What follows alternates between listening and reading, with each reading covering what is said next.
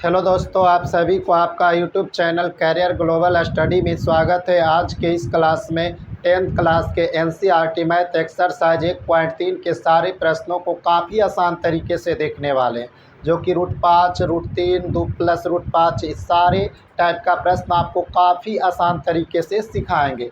अगर आप सभी स्टूडेंट को अच्छी तरह से समझ में आ जाए तो अपने इस क्लास को अपने दोस्तों के पास शेयर कीजिएगा और साथ ही मेरे दोस्त चैनल को भी सब्सक्राइब कीजिएगा, ठीक है, ताकि जब भी आपको लिए जो भी इम्पोर्टेंट क्लास लेकर आएँ आपके पास नोटिफिकेशन जाते रहें, ठीक है। तो चलिए हम सबसे पहला प्रश्न की ओर चलते हैं। इसमें लिखा हुआ है कि सिद्ध कीजिए कि √5 एक क्या है, अपरिमेय संख्या। तो कभी जब भी इस तरह का प्रश्न आए मेरे दोस्त कि सिद्ध कीजिए कि √5 एक अपरिमेय संख्या, √5 के जगह √3 भी रह सकता है, √2 भी रह सकता है, √7 भी रह सकता है, ठीक है। तो अगर हम इसको सिद्ध कर देते हैं तो आप आसान तरीके से उन सारे प्रश्नों को साबित कर पाइएगा, ठीक है। तो चलिए हम लिखते हैं हल में कल्पना किया कि √5 एक परिमेय संख्या, √5 एक परिमेय संख्या है। तो देखिए, माना कि लिख सकते हैं या कल्पना किया कि, दोनों एक ही चीज़ है, ठीक है। आप यहाँ पर ही माना कि भी लिख सकते हैं और कल्पना किया कि। तो हम यहाँ पर ही लिखते हैं कि कल्पना किया कि √5 एक क्या है, परिमेय संख्या है। तो आपको पता होगा मेरे दोस्त कि √5 एक परिमेय संख्या मान लिए हैं। इसका मतलब इसे हम P/Q के रूप में लिख सकते हैं। इसका मतलब हुआ कि हम P/Q के रूप में लिख सकते हैं, जहाँ Q बराबर नॉट जीरो, मतलब Q का वैल्यू 0 नहीं होना चाहिए। और क्या होगा, P और Q कौन सी होना चाहिए, सहअभाज्य संख्या होना चाहिए। कैसी संख्या होना चाहिए, सहअभाज्य संख्या है। सहअभाज्य संख्या, सहअभाज्य संख्या का मतलब होता है जिसका उभयनिष्ठ गुणनखंड 1 हो, मतलब P और Q का उभयनिष्ठ गुणनखंड कितना हो, 1 हो, मतलब HCF कितना हो मेरे दोस्त, 1 हो, तो उसे हम सहअभाज्य संख्या कहते हैं, ठीक है। तो चलिए इसके बाद आप क्या करना है मेरे दोस्त, तिरछा तिरछी, इसके हर में कुछ भी नहीं तो कितना है, 1। तो तिरछा तिरछी गुणा कीजिएगा तो आपको आ जाएगा √5 इंटू Q बराबर P²। उसके बाद आप क्या कीजिएगा, दोनों तरफ वर्ग करने पर, दोनों तरफ वर्ग करने पर, तो जब हम वर्ग करेंगे तो करनी 5Q के होल स्क्वायर, रूट को हम करनी भी बोल सकते हैं, ठीक है, बराबर में कितना होगा मेरे दोस्त, यहाँ Pn होगा जी, 1 गुने P, तो P।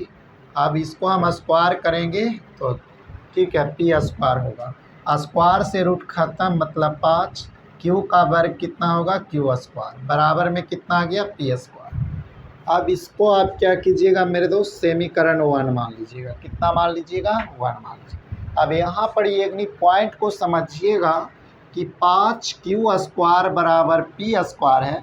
इसका मतलब Q² के साथ 5 क्या है, गुणा में है। इसका मतलब Q² बराबर होगा P² है, तो P²/5 होगा, क्योंकि गुणा में इधर आकर क्या होगा, भागा में। इसका मतलब है कि 5 जो है P² को क्या कर रहा है, विभाजित कर रहा है, यानी भाग दे रहा है। तो हम लिखेंगे कि 5 P² को विभाजित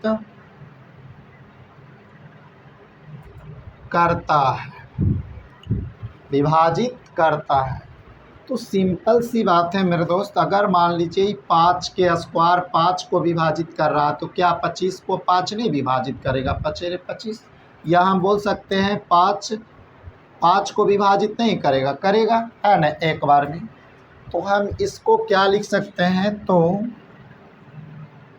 5 P को भी क्या करेगा, P को भी क्या करेगा मेरे दोस्त, विभाजित करेगा, विभाजित करेगा।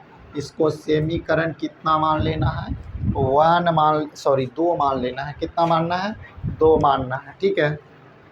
क्योंकि 5p² को विभाजित करता है, इसका मतलब है कि 5p को भी क्या करेगा, विभाजित करेगा। तो इस तरह से समीकरण कितना मान लिए, 2 मान लिए। अब बात यह है मेरे दोस्त, ये तो हो गया। अब इतना बराबर आप क्या मान लेना है, p बराबर आपको कितना मान लेना है, यहाँ पर मान लेना है कि इसलिए p बराबर यहाँ 5 के रूप में साबित करना है तो 5 मानिएगा, मतलब जो उभयनिष्ठ गुणनखंड है उसको मान लीजिएगा। 5m मान लेते हैं, 5m माना, तो ठीक है 5m माना, ठीक है। तो देखिए यहाँ पर ही आप m के जगह कुछ भी रख सकते हैं, m के जगह आपको मन है तो r भी लिख सकते हैं, k भी मान सकते हैं, जो आपको मन है वो मान सकते हैं, ठीक है। तो p बराबर हम कितना मान लिए, 5 मान लिए, ठीक है, 5m मान लिए, ठीक है। अब क्या करना है, अब क्या करना है, p का मान कहाँ रख देना है, समीकरण 1 में रखने पर, तो समीकरण 1 किया है। इसका मतलब है मेरे दोस्त कि 5q² बराबर p के जगह कितना रखना है, 5m, क्या रखना है, 5m। तो कितना हो जाएगा, 5q² बराबर 5×25 m के स्क्वायर। जब बराबर का साइन होता है तो सामना सामनी क्या होता है, भागा। तो 5 से क्या होगा, 25 कटेगा, मतलब आपको कितना आ गया मेरे दोस्त, जब हम इसको डिवाइड किए हैं तो कितना आया है, q² बराबर कितना आ गया है, 5m²। अब यहाँ पर ही देखिए कि 5m² जो है, q² बराबर कितना है, 5m²। तो m² के साथ 5 क्या है, गुना, इधर आकर क्या होगा, भागा। इसको हम लिख सकते हैं q² बट्टा 5 बराबर m²। इसका मतलब है कि 5 जो है q² को क्या कर रहा है, भाग दे रहा है, मतलब विभाजित कर रहा है, ठीक है। इसमें हम क्या लिखेंगे कि चूंकि 5 q² को क्या कर रहा है, विभाजित करता है, पाँच जो है q² को क्या करता है, विभाजित करता है। इसका मतलब है कि 5 q को भी क्या करेगा, विभाजित करेगा। इसको समीकरण आप कितना मान लीजिएगा, 3 मान लीजिएगा, ठीक है। अब मेरे दोस्त समीकरण 1 देखिए और समीकरण कितना देखिए 3। p को भी 5 विभाजित कर रहा है और q को भी कौन विभाजित कर रहा है, 5 विभाजित कर रहा है। मतलब दोनों में देखा जाए तो उभयनिष्ठ गुणनखंड कितना है, 5 है। दोनों में उभयनिष्ठ गुणनखंड कितना है मेरे दोस्त, 5 है। तो लिखना है कि समीकरण 1 तथा 2 से p और q का उभयनिष्ठ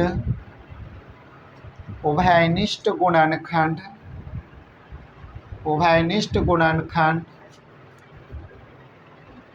5 प्राप्त होता है।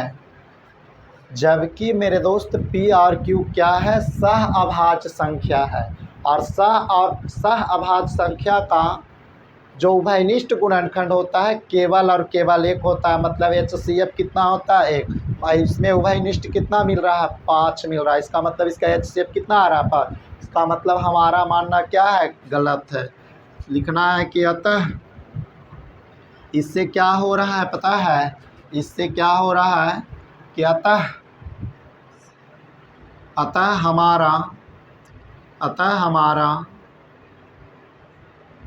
कल्पना गलत है। इससे सिद्ध होता है कि मतलब कल गलत है, इसका मतलब है कि क्या ये परिमेय संख्या है, इससे सिद्ध होता है कि √5 एक क्या है, परिमेय संख्या है। √5 एक क्या है मेरे दोस्त, परिमेय संख्या है। अगर आप मेरे दोस्त 1 से 2 बार आप रिवाइज कर लेते हैं तो आपको फिक्स प्रत्येक वर्ष एग्जाम में 2 नंबर का प्रश्न पूछा जाता है। और यह NCERT है। अगर आपको 5 की जगह 3 पूछ दिया तो यहाँ पर 3 लिख ले आएंगे, ठीक है, 3 का वर्ग 9 होगा। अगर 7 पूछा तो 5 की जगह 7 रखते हुए बनाते हुए चला आएंगे, ठीक है। तो यह काफ़ी अपने आप में इम्पोर्टेंट होता है और कई बार आपको एग्ज़ाम में पूछा गया, ठीक है। तो चलिए हम आशा करते हैं कि आप लोग समझ गए होंगे, करते हैं, ठीक है। 3 में कहता है, 3 में आपको 3 प्रश्न दिया है, कहता है सिद्ध कीजिए कि निम्नलिखित संख्याएं अपरिमेय हैं। तो हम पहला को सॉल्व करते हैं। हाल में लिखते हैं मेरे दोस्त कि कल्पना या माना कि, है ना, कल्पना किया कि 1/√2 के जगह 5 भी रह सकता है। एक क्या है, परिमेय संख्या है। क्या है मेरे दोस्त, परिमेय संख्या है। तो अगर यह मेरे दोस्त परिमेय संख्या है तो इसको हम लिख सकते हैं 1/√2 बराबर में P/Q, जहाँ Q बराबर नॉट जीरो और क्या होगा, और होगा P और Q सहअभाज्य पूर्णांक, सहअभाज्य संख्या, ठीक है। इतना लिखना है। अब इसके बाद आप क्या करना है मेरे दोस्त, दोनों तरफ पलट देना है। क्या करना है, अंकों को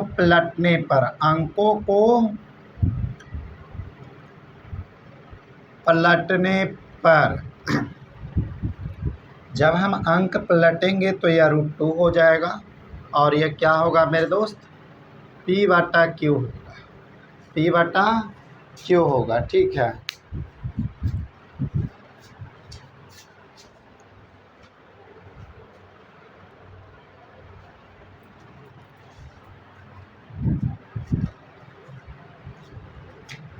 देखिए हमें क्या करना है मेरे दोस्त, अंकों को पलटना है। क्या करना है, अंकों के पलटने पर, तो अंक जब हम पलटेंगे तो √2 ऊपर चला जाएगा और 1 नीचे आएगा।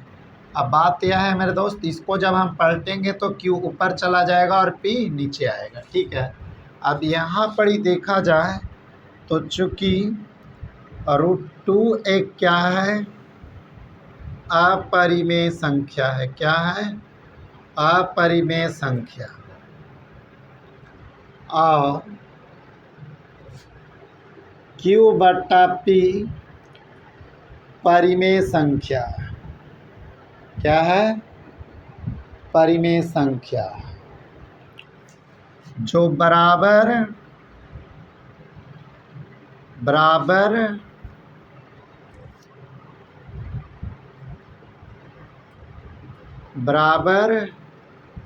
नहीं हो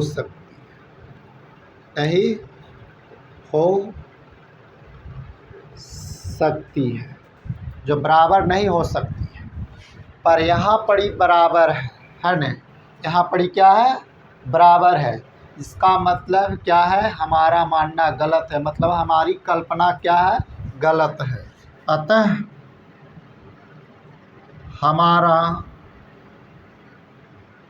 हमारी कल्पना गलत है, हमारी कल्पना गलत है। मतलब जो हम माने थे, जो कल्पना किए थे कि ये परिमेय संख्या है, क्या है, गलत है। इसका मतलब ये क्या है, इससे सिद्ध होता है कि 1/√2 क्या है मेरे दोस्त, परिमेय संख्या है। क्या है, परिमेय संख्या है। ये काफ़ी आसान तरीके से आपको सिद्ध करके बताएं। सबसे पहले अंक को पलट दिए तो √2 हो गया। अब देखा जाए तो अब यह एक अपरिमेय संख्या है, जबकि क्यू और पी क्या है, परिमेय संख्या है। तो जो कि बराबर नहीं हो सकता है, बराबर नहीं हो सकता, इसका मतलब हमारी कल्पना क्या है, गलत है। गलत है इसका मतलब अपरिमेय है ना। तो इससे सिद्ध होता है तो इससे सिद्ध होता है कि 1/√2 एक क्या है, परिमेय संख्या है। ठीक है, नंबर 3 के 2 देखते हैं। 3 के 2 में आपको क्या है, क्या सिद्ध करना है, 7√5 एक परिमेय संख्या। तो हल में आप लिखना है कि कल्पना किया कि 7√5 एक परिमेय संख्या है। 7√5 एक परिमेय संख्या है। तो देखिए मेरा दोस्त, यह परिमेय संख्या है, तो हम क्या कर सकते हैं पता है, परिमेय संख्या किसको माने हैं, 7√5 को। तो इसके बराबर में हम p/q लिख सकते हैं, जहाँ q बराबर नॉट जीरो, जहाँ q बराबर नॉट जीरो, और कॉमा p और q क्या होगा, सहअभाज्य संख्या, सहअभाज्य संख्या। ठीक है, अब बात यह है मेरे दोस्त कि √5 के साथ गुणा में इधर आकर क्या होगा, भागा में। इसका मतलब यह है कि √5 बराबर कितना होगा, p/7q, p/7q। तो चूँकि आप देख सकते हैं कि √5 एक क्या है, अपरिमेय संख्या है। क्या है मेरे दोस्त, अपरिमेय संख्या है। कैसी संख्या है, अपरिमेय संख्या है। और p/7q क्या है, परिमेय संख्या है। क्या है मेरे दोस्त, परिमेय संख्या है, परिमेय संख्या है, जो बराबर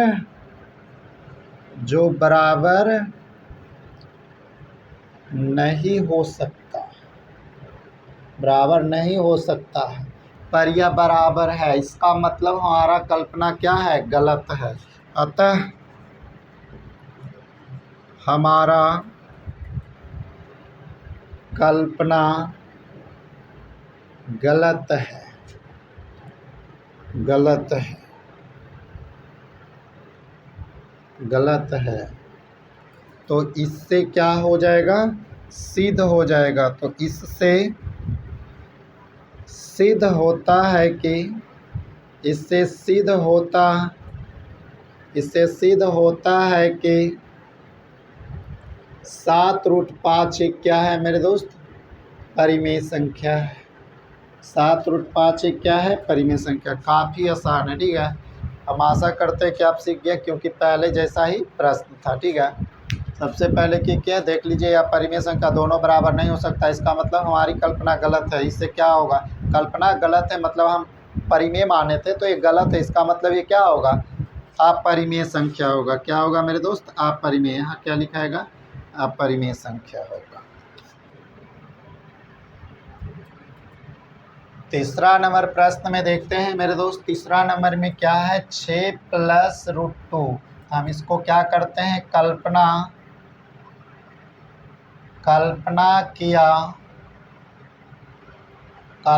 किया कि 6 + √2 एक परिमेय संख्या है, परिमेय संख्या है। तो ये परिमेय संख्या है, इसका मतलब हम 6 + √2 बराबर हम क्या लिख सकते हैं, p/q। क्या लिख सकते हैं मेरे दोस्त, p/q, जहाँ q बराबर नॉट जीरो। ठीक है, अब बात यह है मेरे दोस्त, 6 प्लस में उधर जाकर कहाँ p और q सहअभाज्य लिख सकता है, तथा p और q सहअभाज्य संख्या लिख सकते हैं। ठीक है, सहअभाज्य संख्या। 6 प्लस में उधर जाकर क्या होगा, माइनस में था। √2 बराबर आपको आ गया p/q -6। अब सीधे आप लिख दीजिएगा कि चूँकि √2 एक क्या है, परिमेय संख्या है। क्या है, परिमेय संख्या है। और P बट्टा Q माइनस 6 सॉरी √2 एक क्या है अपरिमेय है। क्या है मेरे दोस्त अपरिमेय है। जबकि P बट्टा Q माइनस 6 क्या है परिमेय संख्या है। क्या है परिमेय संख्या है। परिमेय संख्या है जो बराबर नहीं हो सकता है। जो बराबर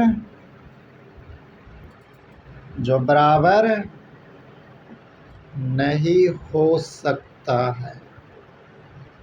जो बराबर नहीं हो सकता है। तब खुद सोचिए मेरे दोस्त कि यह बराबर नहीं हो सकता है, इसका मतलब हमारी कल्पना क्या है गलत है। अतः हमारा कल्पना गलत है। तो इससे क्या हो गया सिद्ध हो गया। तो इससे सिद्ध होता है कि 6 प्लस √2 एक क्या है अपरिमेय संख्या है। कैसी संख्या है मेरे दोस्त अपरिमेय संख्या है। तो देखिए आपको डायरेक्टली हम 3 में लेकर आए थे पर 2 वाले प्रश्न को हम छोड़ दिए थे।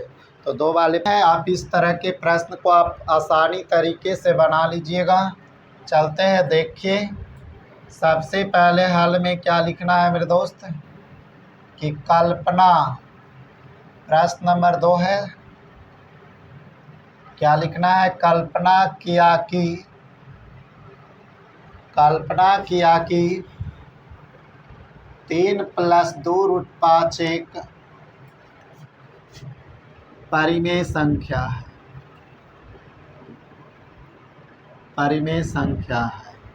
तो परिमेय संख्या है मेरे दोस्त। तो इसको हम क्या लिख सकते हैं 3 प्लस 2 √5 बराबर P बट्टा Q, जहाँ Q बराबर नॉट जीरो और क्या लिख सकते हैं तथा P और Q क्या है सह अभाज्य संख्या है।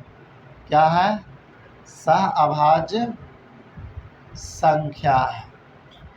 अगर आप इन पीछे वाले 2 प्रश्न को देखे होंगे तो आप इसको आसानी तरीके से बना लीजिएगा। देखिए प्लस में उधर जाकर क्या होगा माइनस में, मतलब 2 √5 बराबर P बट्टा Q माइनस 3। इसके हार में कुछ भी नहीं तो कितना होगा 1। अब बात यह है मेरे दोस्त कि 2 √5 बराबर इससे क्या कॉमन होगा Q। तो जब हम Q को कॉमन करेंगे तो Q से Q खत्म, तो आपको कितना आएगा 5। अब जब हम 1 से भागा देंगे तो Q बार में, तो Q से गुना करेंगे तो कितना आ जाएगा 3P। ठीक है। और ये 2 गुना में, इसका मतलब इधर आकर क्या होगा भागा में। तो √5 बराबर कितना हो गया P माइनस 3Q। ये Q बार में ना होगा जी। 1 से भागा देंगे तो Q, तो Q गुने 3 तो 3Q, तब P माइनस 3Q बटा में Q और 2 गुना में इधर आकर क्या होगा भागा में, मतलब 2Q।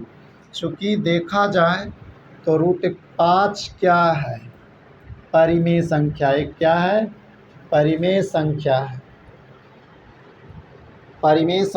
है। और P माइनस 3Q बटा 2Q क्या है √5 क्या है अपरिमेय संख्या है। √5 क्या है मेरे दोस्त अपरिमेय संख्या। बार बार बोलने में गलती हो रहा है। ठीक है। तो √5 एक मेरे दोस्त अपरिमेय संख्या, P माइनस 3Q बटा में 2Q क्या है एक परिमेय संख्या है। क्या है मेरे दोस्त परिमेय संख्या है जो बराबर नहीं हो सकता है। जो बराबर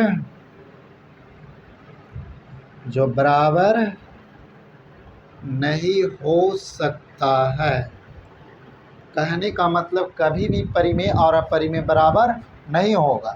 इसका मतलब हमारा कल्पना क्या है गलत है। अतः हमारा कल्पना गलत है।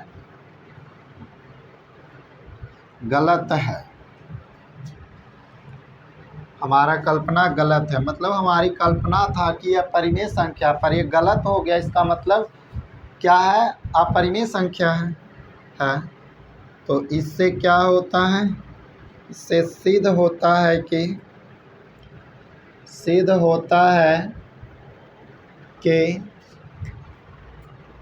3 + 2√5 एक क्या है, अपरिमेय संख्या, अपरिमेय संख्या है। तो इस तरह से मेरे दोस्त एनसीईआरटी क्लास 10 का एक्सरसाइज 1.3 के सारे प्रश्न को आप क्या किए, सोल्व किए। अगर आप सभी को कुछ भी पसंद आया है तो आप ज़रूर क्लास को शेयर कीजिएगा, क्लास शेयर करने से, और चैनल को सब्सक्राइब कीजिएगा, ठीक है। चलिए फिर मिलते हैं इसके नेक्स्ट पॉइंट में, यानी एक्सरसाइज 1.4 में।